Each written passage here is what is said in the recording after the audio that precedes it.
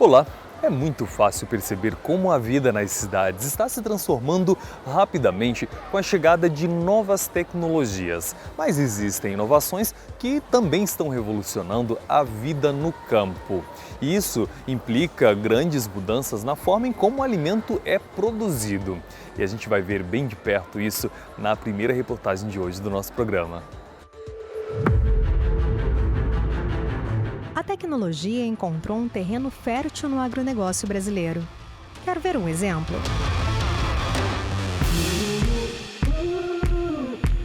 O dispositivo é pequeno, tem menos de 500 gramas e cabe na palma da mão.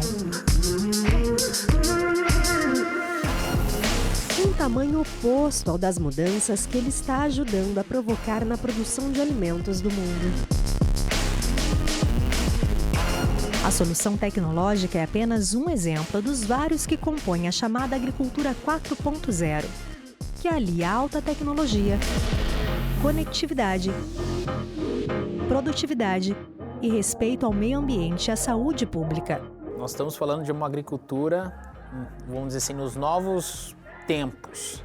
Então, usando tecnologia. Já que a gente fala em usar internet das coisas, captação de banco de dados, a agricultura 4.0 é usar todas as tecnologias que nós usamos na vida urbana na agricultura. A agricultura 4.0 envolve todas as etapas da produção, desde a capacitação das pessoas envolvidas até a adoção de tecnologias que permitam que todos os segmentos da cadeia produtiva agrícola trabalhem de maneira integrada. É o uso da tecnologia a favor da inovação na produção de alimentos antes e depois da porteira. A agricultura 4.0 remete à digitalização dos processos de produção. Mas esse fenômeno vai muito além da mecanização do campo. As operações e decisões passam a ser orientadas a partir dos dados coletados do clima, da terra, da lavoura e de tantos outros elementos que envolvem a agricultura. Nós temos hoje possibilidades imensas de coleta de dados. Podemos colocar um trator ou não na lavoura, com base no que choveu. Podemos também fazer a aplicação de defensivos corretos, identificar se vai ter maior índice ou não de uma praga. Então, tudo isso a gente pode tratar que existe sim a necessidade de coleta de dados e essa inferência leva para a tomada de decisão. E com decisões mais assertivas, os resultados aparecem no aumento da produtividade e economia no campo.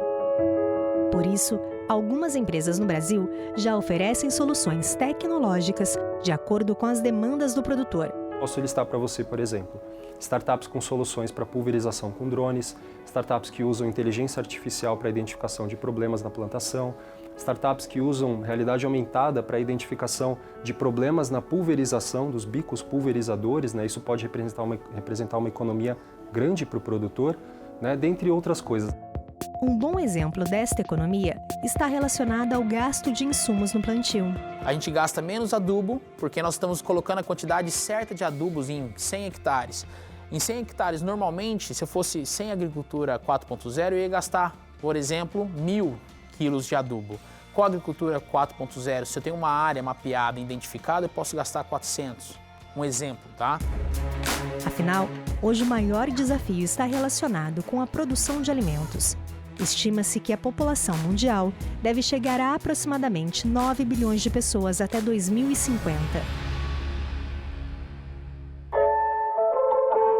Esse crescimento vai exigir uma produção de alimentos muito mais eficaz que a atual. Mas como produzir alimentos tendo em vista a limitação dos recursos naturais, a preservação ambiental e o desenvolvimento produtivo no campo? A aposta está na tecnologia. Se a gente aliar as tecnologias digitais com soluções tecnológicas de proteção de cultivo, com tecnologias, biotecnologia para sementes, a gente acaba criando um portfólio aí completo, de soluções que vão ajudar o produtor a ter maior produtividade e assim também a gente conseguir garantir aí alimento para todos, visto que a população cada vez mais cresce. Nosso maior desafio é produzir para bilhões de pessoas sem aumentar nossa área plantada. Então, para isso, a gente precisa ter uma tecnologia que aumente a nossa produção, com a mesma área. E a única forma da gente obter isso é aplicando esse tipo de tecnologia, que é aplicando exatamente o que é necessário. E se você acha que essas inovações estão acontecendo somente em países como Estados Unidos e Alemanha, você está completamente enganado. Atualmente, o país com maior adoção de tecnologias deste tipo é justamente o Brasil, onde startups criam novas tecnologias e buscam alianças com empresas consolidadas para acelerar a entrada no mercado. O Brasil ele é um grande exportador, né, de alimentos para o mundo inteiro e a gente percebe um grande crescimento dessas tecnologias surgindo cada vez mais aqui no Brasil. Por isso, existe um esforço das instituições de ensino para preparar profissionais capacitados para enfrentarem esse novo mercado. E o Instituto Presbiteriano Mackenzie, através do Colégio Instituto Cristão em Castro, no estado do Paraná, região sul do Brasil, vem formando jovens no curso técnico de agropecuária para enfrentar esse novo desafio da atualidade. A aula prática ela nos ensina como o manejo dos animais, o manejo do solo, como se utilizar uma máquina agrícola, implemento, tudo sobre a manutenção, sobre a vacinação, sobre manuseio de implementos e como se funciona o manejo do animal, todas as características que esse animal deve ter, diagnóstico de alguns problemas, algumas doenças.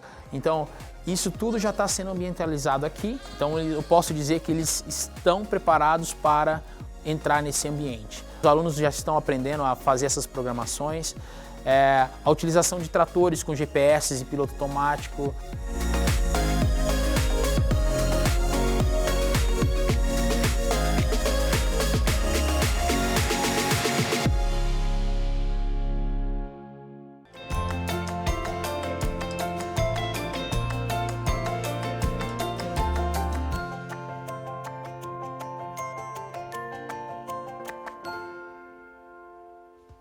Recentemente, as imagens dos incêndios na Amazônia chocaram o mundo e chamaram a atenção de pessoas para os desafios ambientais na região. A Rafaela Pelosi, que é estudante de jornalismo aqui da Universidade Presbiteriana Mackenzie, fez uma matéria para trazer alguns questionamentos importantes sobre o tema. E você acompanha agora.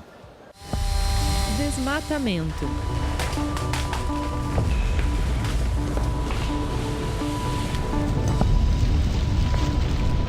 Queimadas.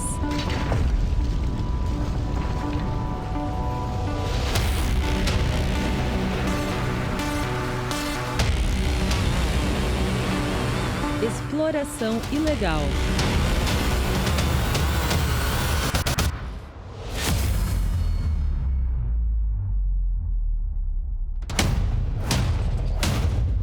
Essa é a situação atual da maior floresta equatorial do mundo, a Amazônia.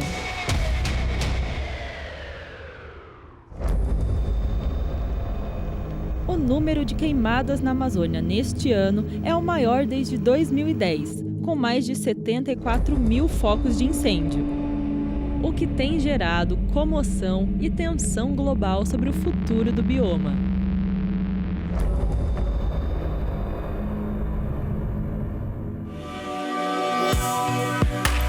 Mas antes de pensar nas consequências disso para o mundo, é necessário entender melhor a questão. Os estados pertencentes à região amazônica, como Amazonas, Acre, Amapá, Mato Grosso, Pará, Rondônia, Roraima, Tocantins e parte do Maranhão, formam o que é chamado de Amazônia Legal. O conceito de Amazônia Legal foi criado para ajudar a planejar e promover o desenvolvimento dessa região, que compartilha historicamente os mesmos desafios sociais, políticos e econômicos. Isso também contribui para estabelecer reservas de proteção ambiental. A Amazônia Legal, esses 9 estados da federação que compreendem, buscam encontrar soluções e também praticidades para que o homem, em consonância com a natureza, possa viver e explorar, mantendo principalmente o bioma e o ecossistema que hoje existe na região. O grande desafio é levarmos verdadeiras políticas públicas para a região. qualquer sistema de proteção ambiental, de conservação, ela tem que estar diretamente associada, estar ligada ao desenvolvimento de outras políticas públicas, né? Sejam sociais, sejam econômicas também. O que coloca em alta outro assunto importante para o desenvolvimento da região: a regularização fundiária. Um conjunto de medidas que visa oferecer o pleno desenvolvimento de uma região e a promoção das funções sociais e econômicas do lugar. Um movimento que começa, um processo que começa a partir de 64 com o Estatuto da Terra, onde busca regularizar as áreas hoje possuídas através de ações possessórias que estão sendo realizadas em especial na região norte e nordeste do nosso país. Então essa regularização fundiária busca transmitir a posse dessas terras para as pessoas que desejam explorá-las, cumprindo a função social da propriedade. No Pará, por exemplo, existe a tentativa de mudança na regularização fundiária estadual, o que irá desburocratizar o setor produtivo agrário do estado. A parte agrária fundiária, ela é uma matéria irmã da parte ambiental, então elas têm que estar alinhadas. Políticas públicas para a regularização fundiária são necessárias justamente para garantir quais são as áreas que você pode aplicar políticas de desenvolvimento e quais são aquelas áreas que você tem que manter a preservação. São as áreas que serão intocáveis. O setor agrário no Pará gera emprego e renda, principalmente com o extrativismo do açaí, abacaxi, cacau, dendê, mandioca e pimenta do reino. A regularização fundiária ela se faz necessária por quê? Porque as pessoas que atuam legalmente licenciadas para as funções extrativistas são aquelas que mais preservam. Quando você identifica quem é o proprietário de uma determinada área, quando você identifica quem são os personagens, você consegue punir caso eles venham a infringir a lei. Um importante ponto a se destacar na regularização fundiária é a demarcação de terras indígenas e quilombolas, que pode ajudar as comunidades locais a preservarem suas tradições e seu estilo de vida. Em relação aos índios e aos quilombolas também, que existem comunidades quilombolas e muitas aldeias indígenas nessas áreas, compreendida a Amazônia Legal, que eles possam trabalhar de uma forma racional, em consonância com o governo, na exploração dessas terras. Nós estamos vivendo hoje no país onde estamos num caos tanto fundiário quanto ambiental e nós precisamos nos juntar, nos unir em prol da própria sociedade brasileira, que é uma sociedade rica e hoje nós precisamos aproveitar esse gancho e providenciar o desenvolvimento sustentável do país.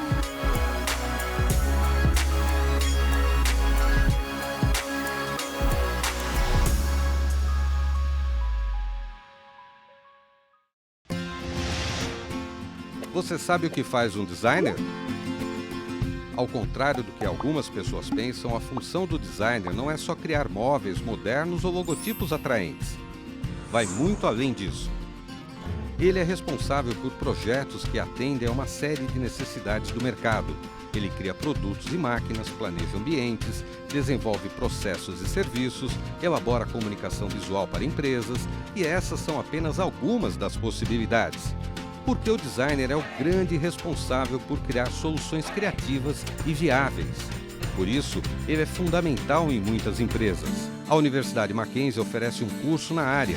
Aqui você vai conhecer ferramentas, materiais e processos de design, fundamentos de matemática e física e princípios de empreendedorismo, entre outros assuntos.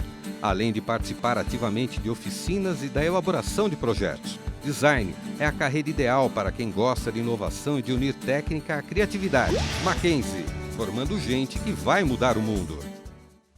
O programa Mackenzie Movimento fica por aqui, mas se você quiser ficar ligado em projetos, cursos ou atividades aqui da Universidade Presbiteriana Mackenzie, pode acessar o nosso site mackenzie.br. Lembrando que nós temos encontros marcados todos os sábados às 10h15 da manhã na TV Cultura. Eu vejo vocês na próxima edição. Até lá!